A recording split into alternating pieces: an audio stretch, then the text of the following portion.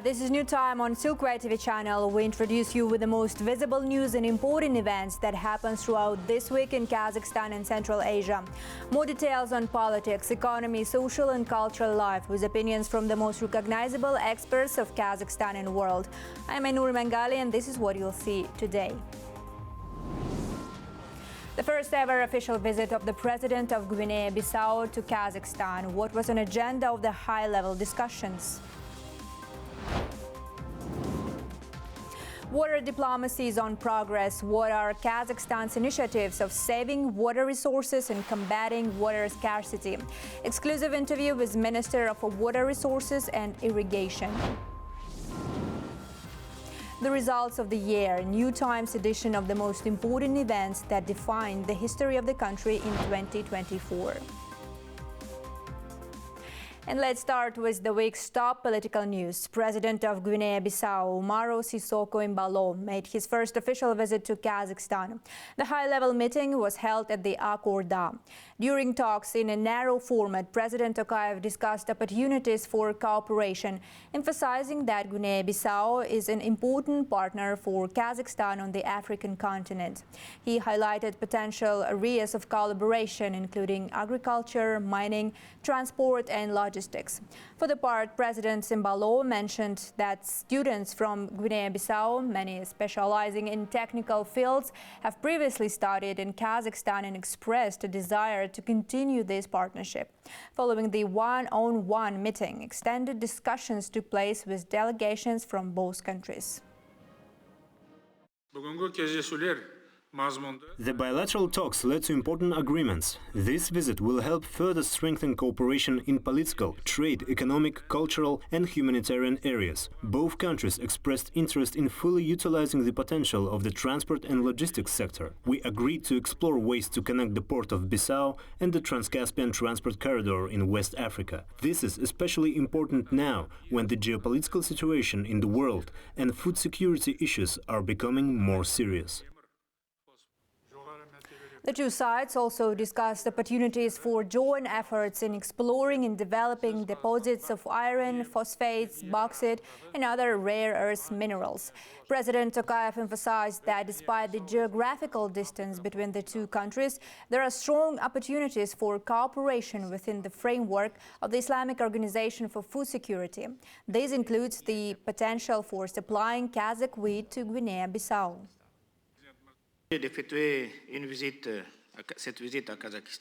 Kazakhstan and Guinea-Bissau have the necessary mechanisms to intensify cooperation in such areas as the exploration of natural resources, education, and the export of hydrocarbons. We are also interested in further deepening contacts within various international platforms and promoting our multifaceted ties. Astana and Bissau will strengthen political dialogue as well. In the framework of the visit of President Embalo in Kazakhstan, the members of the official delegations exchanged several documents, including the Memorandum on Political and Diplomatic Consultations between Ministries of Foreign Affairs of two countries. Carlos Pinto Pereira, the Minister of Foreign Affairs of Guinea-Bissau, added that consultations are needed to address global challenging issues on platforms like the UN to help solving them in a peaceful way. Yes, we are going to discuss and to exchange on all these issues. European, African, Asian, Central Asia, all these issues are interesting and are important. And in these issues, we think that even the small countries, the big countries, everyone must have his opinion, and his opinion must be heard. We must listen to everybody. And in this exchanging, we can find some good solutions, and especially peace and stability for everybody. More details from the visits of the President Embalo to Kazakhstan you can watch in Reporter with President special project on Silkway TV channel right after our program. And let's continue. President Tokayev met with Prime Minister Olzhas Bektenov this week. The Prime Minister reported that Kazakhstan's GDP has grown by 4.4% since the start of the year. The main driver of this growth was the non-resource sector, which grew by over 5%. The strongest results were seen in agriculture, construction, trade, transport, and manufacturing. Processed goods exports increased by over 10%, reaching $23.3 billion, while imports dropped by 3%. Investments in key industries grew by more than 3%, especially in non-resource areas. The president called for stronger efforts to attract investments, modernize infrastructure, boost local production, and stabilize food prices. And now let me share more details on foreign trade. Kazakhstan has named its top 5 trading partners for the first 10 months of 2024. According to the Bureau of National Statistics, the country's foreign trade turnover from January to October 2024 amounted to $116.8 billion, a 1.5% increase compared to the same period last year. The leading import partners are Russia, China, Germany, the United States, and France. Meanwhile, Kazakhstan's main export destinations include Italy, China, Russia, the Netherlands, and France as well. The Bureau of National Statistics noted that Kazakhstan's economic activity on the international stage shows positive growth, as evidenced by the increasing exports. Kazakhstan plans to build more than 40 new reservoirs by 2030 to address potential future water scarcity, said Kazakh Minister of Water Resources and Irrigation Nurjan Nurjigitov in an interview with New Time. This initiative, the minister emphasized, is part of a comprehensive plan aimed at saving an additional 2.2 billion cubic meters of water. Besides, Nurjan Nurjigitov provided updates on the progress of the second phase of the Northern Aral Sea restoration, conducted in partnership with the World Bank. Over the past 2 years alone, efforts by Kazakhstan and the World Bank have successfully increased the water level of the globally renowned lake, once one of the world's largest, from 18 billion to nearly 22 billion cubic meters. For more on how Kazakhstan leads Central Asia in water security planning, watch the interview segment by Baljan Semigulina.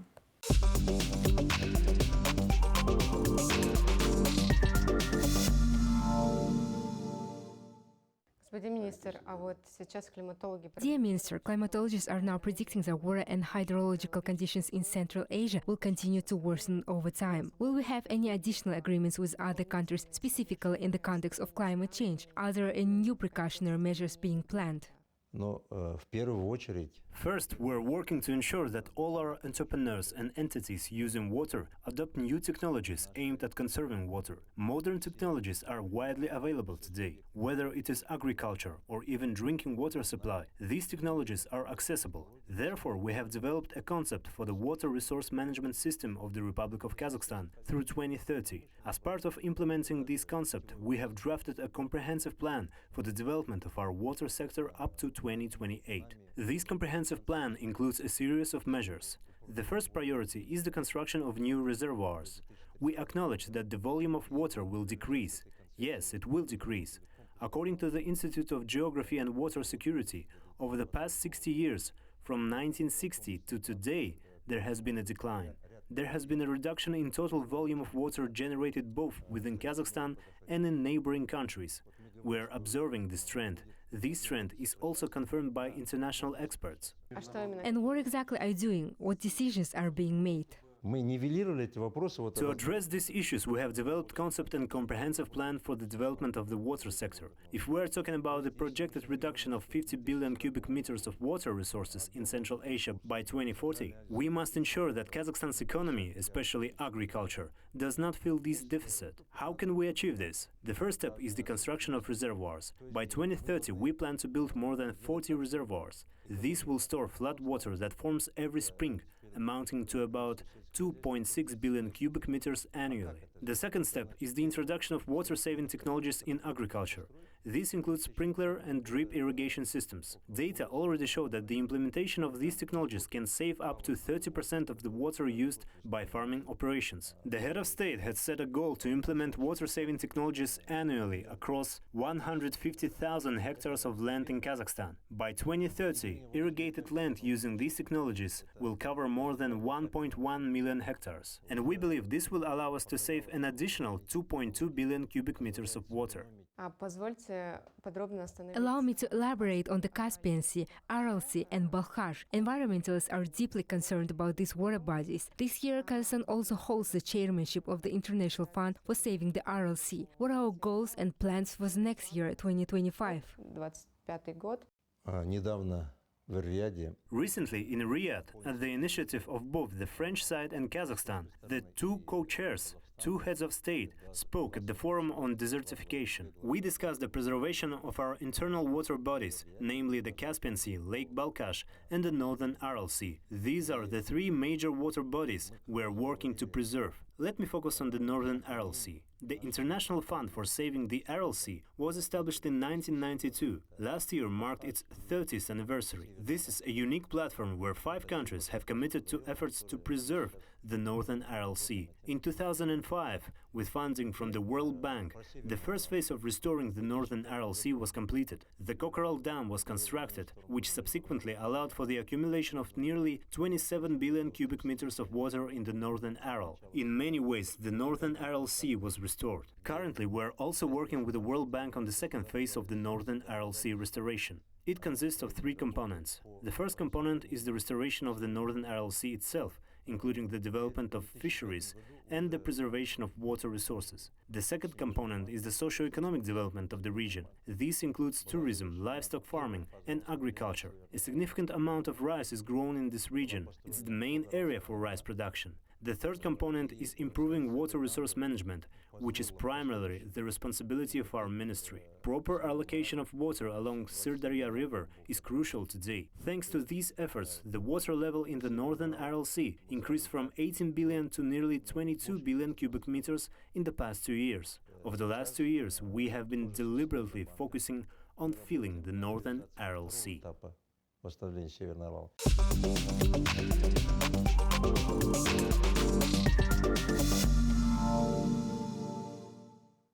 2024 has been a highly productive year for Kazakhstan's IT industry, with the number of tech companies in the country growing to 18,000 by year-end.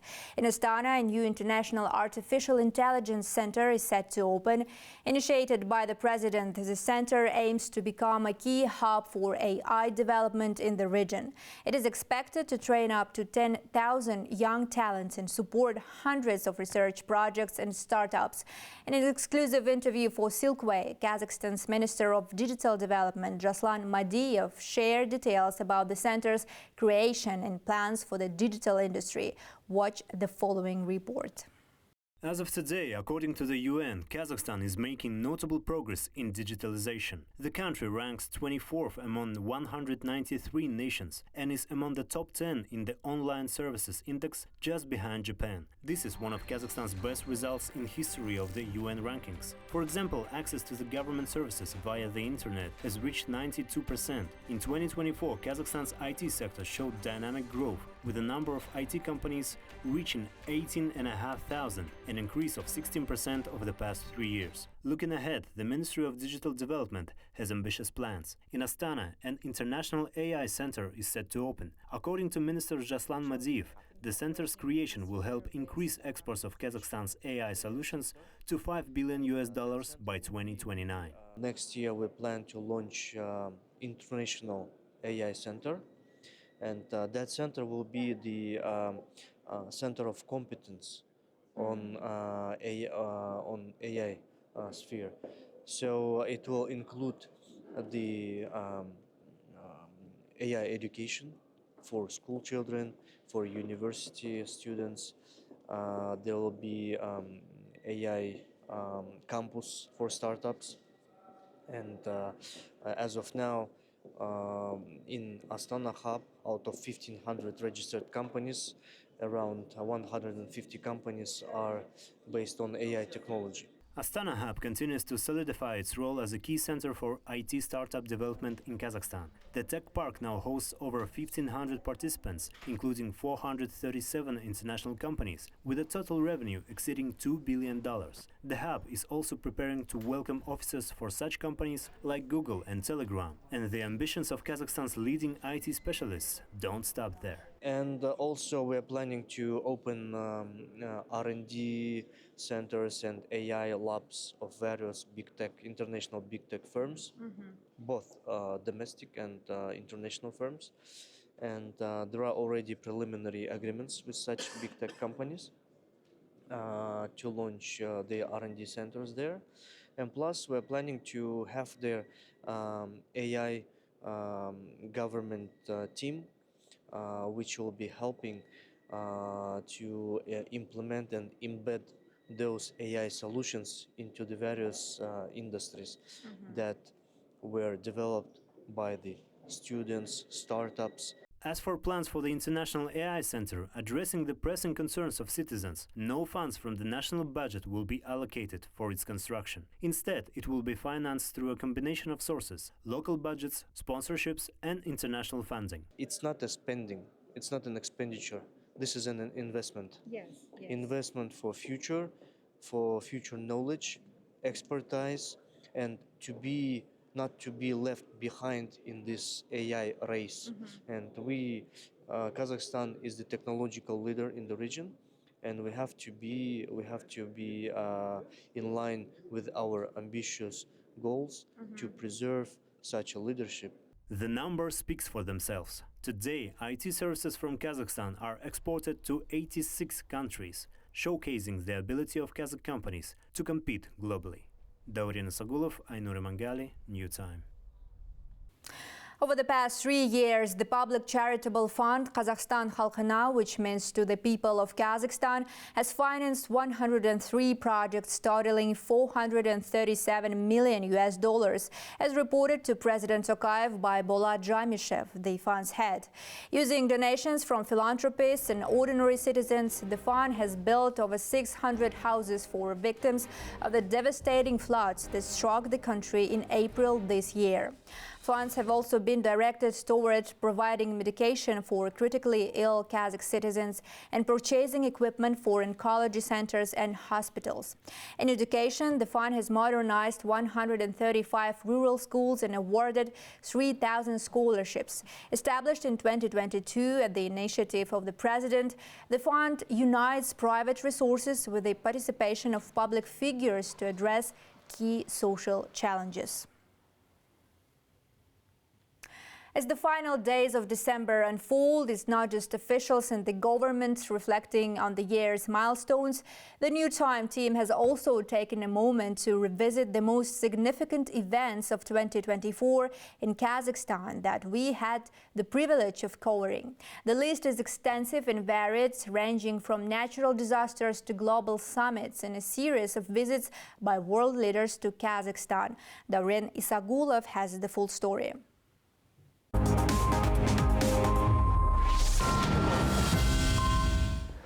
Speaking about the most significant events in Kazakhstan, one cannot ignore the largest natural disaster in the past 80 years. This is how President Tokayev described the massive spring floods that occurred in the northern and western regions of Kazakhstan this April. According to official data, more than 100,000 people were forced to leave their homes, and the total damage is estimated at $500 million. Responding to this disaster, the head of state, Kassym-Jomart Tokayev, addressed the nation on April 6th and made several trips to the disaster-stricken regions. Addressing the citizens affected by the flooding, I want to declare, none of you will be left without the attention of the state. Financial and other necessary assistance will be provided to all of you, and all your material losses will be compensated. However, the floods were not the only reason Kazakhstan was in the global media spotlight during that period. A high-profile murder trial involving Kondik Bishimbayev, a former government minister in Kazakhstan, has captivated millions, drawing attention to the country's pressing issue of domestic violence. The tragedy sparked widespread debate in Kazakhstan about the need to toughen penalties for domestic abusers. Finally, on June 16, the country enacted a progressive law on domestic violence, which imposes stricter penalties for violence against women and children. The Human Rights Watch called this a significant step forward for Kazakhstan and Central Asia, while emphasizing that the law still requires further improvements. Diplomacy has become a key asset for Kazakhstan in recent years, and 2024 vividly showcased this with many significant events. On June 3rd, during a meeting of CSTO member states, President Tokayev announced that Kazakhstan is removing the Taliban from its list of terrorist organizations. This decision, according to authorities, is primarily justified by the necessity of developing trade and economic cooperation with Kabul. Afghanistan serves as an important market for Kazakhstan's flour exports. After coming to power, the Taliban surprised the world by proclaiming a moderate policy and pledging to uphold women's rights. While covering this topic, we reached out to Afghan human rights activist Mahbuba Siraj, who shared first-hand insights about the situation on the ground directly from Kabul. We are dealing with poverty. We are dealing with the winter that is here and we don't have any food. We are dealing with women and girls above the 6th grade that can't go to school. We are dealing for the hospitals that don't have any proper staff of nursing, nor women doctors to look after everybody. We are dealing with women cannot walk on the streets alone. They have to have a mahram that they can go around with. We are dealing with a lot of hardship. We are dealing with a kind of a darkness that has wrapped around us completely. On July 3rd and 4th, residents of Astana recall unprecedented security measures as the city hosted world leaders for the SCO summit. Among the notable guests was Chinese President Xi Jinping, who arrived in the country on a state visit. For the first time, these events were jointly covered by the teams of Silkway and CGTN. The summit concluded with the adoption of several joint documents, the transfer of the chairmanship from Kazakhstan to China, and the organization's expansion with Belarus becoming a new member. Summarizing the outcomes of the summit, President Tokayev called for stronger consolidation among SCO member states and closer integration with other international organizations. Голос ШОС должен и будет громче звучать на международной арене. The SCO's voice must be strong on the international stage, promoting a unified stance on contemporary issues. Our statement on principles of good neighborliness, trust and partnership is highly relevant. From September 1st to 13, 2024, Kazakhstan experienced a significant increase in tourist flow with nearly 600,000 foreign visitors, according to the Ministry of Tourism. This surge was driven by a major sporting event hosted in the country, the 5th World Nomad Games. Athletes from over 80 countries competed in the traditional nomadic sports, with the largest delegations coming from Kyrgyzstan, China, Hungary, Mongolia and Russia. In total, more than 2,500 athletes participated. Viewers were especially captivated by the grand opening ceremony and the vibrant array of guests. In the early days of the Games, the Silkway team had the opportunity to speak with the president of the World Ethnosport Confederation, Nekmedin Bilal Erdogan, who emphasized the importance of this event for the entire Turkic world. Of course, this is a traditional sports event headed by the Turkic world, and it's an important event because it's the largest international sporting event that caters only to the traditional sports and games. After the 4th Nomad Games, we know that Astana is going to be the best event that has been organized so far. Another notable guest during those September days was Olaf Scholz. The German Chancellor visited Kazakhstan for the first time on an official trip. The visit included high-level talks in Astana and the second meeting in the Central Asia plus Germany format. Chancellor Scholz was accompanied by a large delegation of business representatives. Some experts suggested that the primary focus of the visit was to explore alternative partners for securing resources fields such as oil and gas. At the end of September, Minister of Energy Almasadam Satkaliyev confirmed that Germany had submitted a request to increase oil supplies from Kazakhstan to 2.5 million tons by the end of 2024. We are committed to doing everything possible to improve the conditions of our economic relations, to facilitate direct investments in your country and to expand opportunities for mutual trade. Of course, we also want to develop economic cooperation in other areas and very pleased with the steady progress in energy cooperation.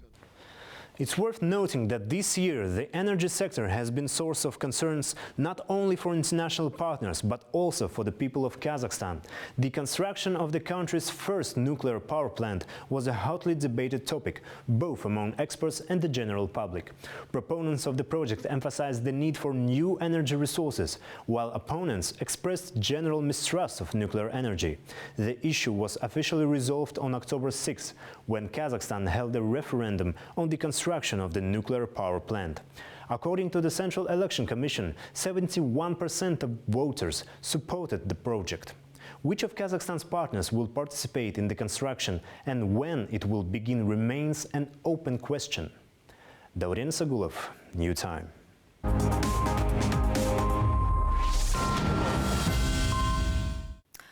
On December 16th, Kazakhstan celebrated Independence Day, marking 33 years since the adoption of the law on the country's independence and sovereignty. This pivotal moment initiated the process of diplomatic recognition, with Turkey, Russia, the United States and China among the first to acknowledge Kazakhstan's independence. Over time, more than 100 countries followed suit. The proclamation of independence became the starting point for Kazakhstan's modern history, allowing the nation to build a sovereign state, develop its economy and culture, and pursue an independent foreign policy.